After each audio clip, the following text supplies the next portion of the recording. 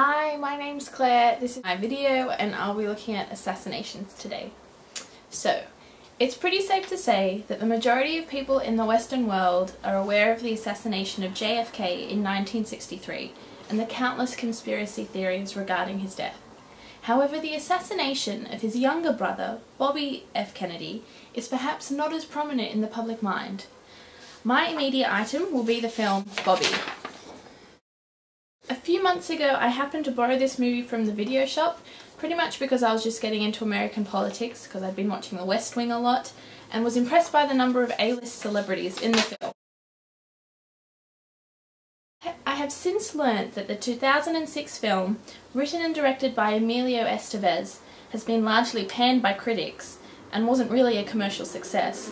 What struck me about it was that the film concentrated on a significant aspect of the assassination that can often be overlooked in the midst of the larger political consequences of the event. Before I tell you what it is, I'll show you the trailer. When I was a young doorman here, I greeted everyone. FDR, Truman, Premier Khrushchev, all of them. The Academy Awards were held here a total of 6 times. Senator Kennedy, welcome to the Ambassador Hotel. Thank you very much. Buses are loading, gentlemen. Bobby Kennedy needs to get elected. I thought you guys were doing volunteer work. Not when you volunteer to work for the Kennedys. It's a full-time crusade.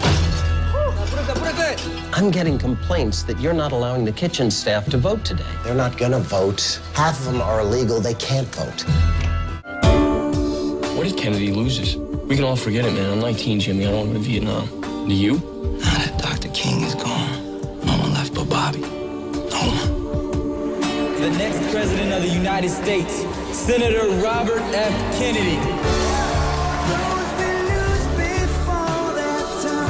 Our lives on this planet are too short. The work to be done is too great. But we can perhaps remember that those who live with us are our brothers, that they share with us the same short moment of life. So the film takes place in the hotel where Robert F. Kennedy was shot on June the 5th in 1968. He was shot just after midnight by Palestinian Sirhan Sirhan, who held strong anti-Zionist beliefs. The film follows the personal stories of 22 fictional individuals who were directly impacted by the assassination. So the scene that most impacted me while I was first watching the film was the final scene where he was shot. The close-up of people's horror, shock and distress at Bobby Kennedy being gunned down right in front of them is pretty hard to swallow. In the actual assassination, 5 people were also wounded: a woman, a teenager, a reporter, an ABC director and a union leader.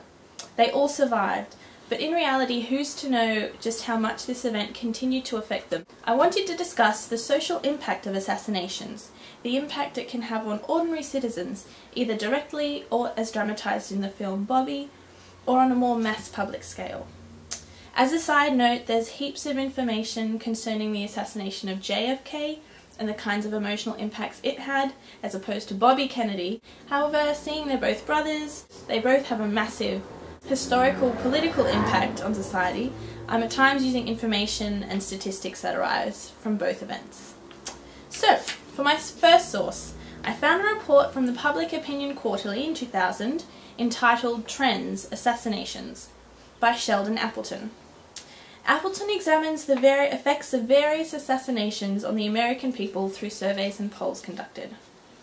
He states, close to 100 attempts have been made on the lives of US public officials in the 20th century alone. It's evident that the death of a high-ranking government official can have a profound effect on the lives of ordinary citizens. As Appleton asserts, memories of assassinations are indelibly inscribed in the psyches of many Americans. In surveys taken from 20 to 35 years after the event itself, close to 90% of Americans surveyed professed to remember exactly where they were when they first learned that President Kennedy had been assassinated.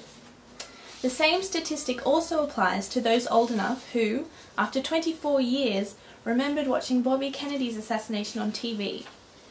Immediately following the assassination of JFK, the National Opinion Research Center took a poll which concluded that between 43 and 68% of respondents felt, quote, very nervous and tense, and sort of dazed and numb, and reported crying, difficulty sleeping, and loss of appetite. In studies undertaken in the 20 or so years after Bobby Kennedy's death, Appleton also comments that less than 40% of respondents were willing to accept that the assassination was the work of one man. One idea that came to mind as I was reading this section of the article is that perhaps the multitude of conspiracy theories, which more often than not involve US government agencies, stem from the emotional and raw responses which come from ordinary citizens as a sort of coping mechanism, a struggle in which they try and locate the blame and responsibility of the murder as part of the grieving process in such a shocking, high-profile attack on the American consciousness.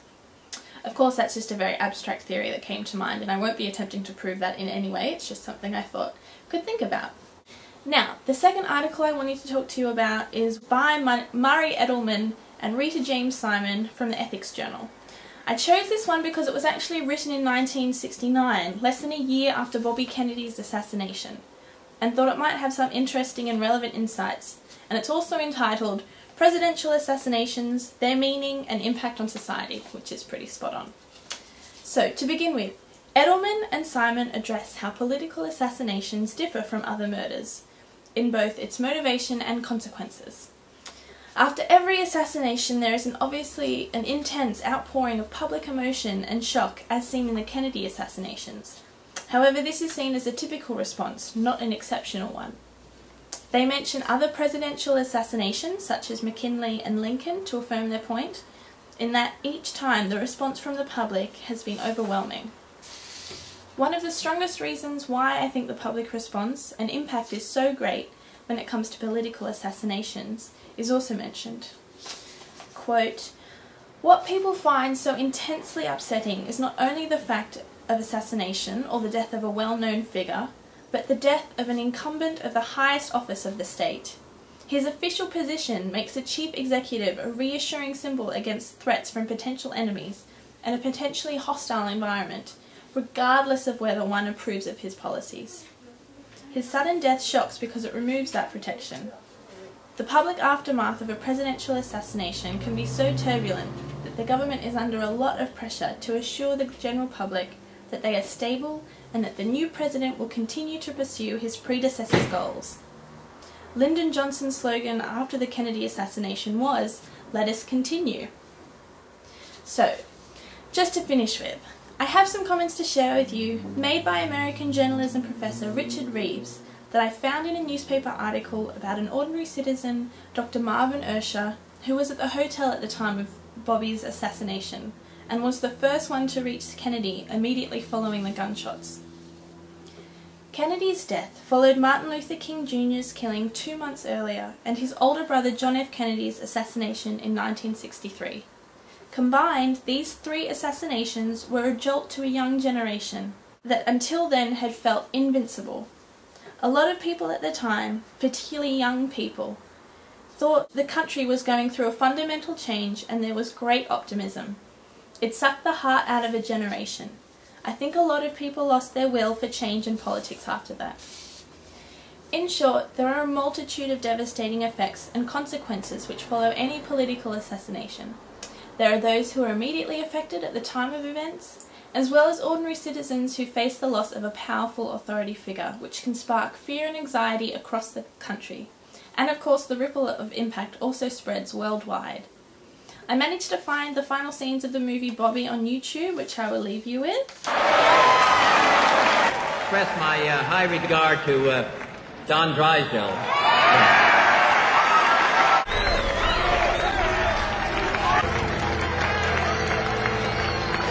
Kennedy, you son of a bitch!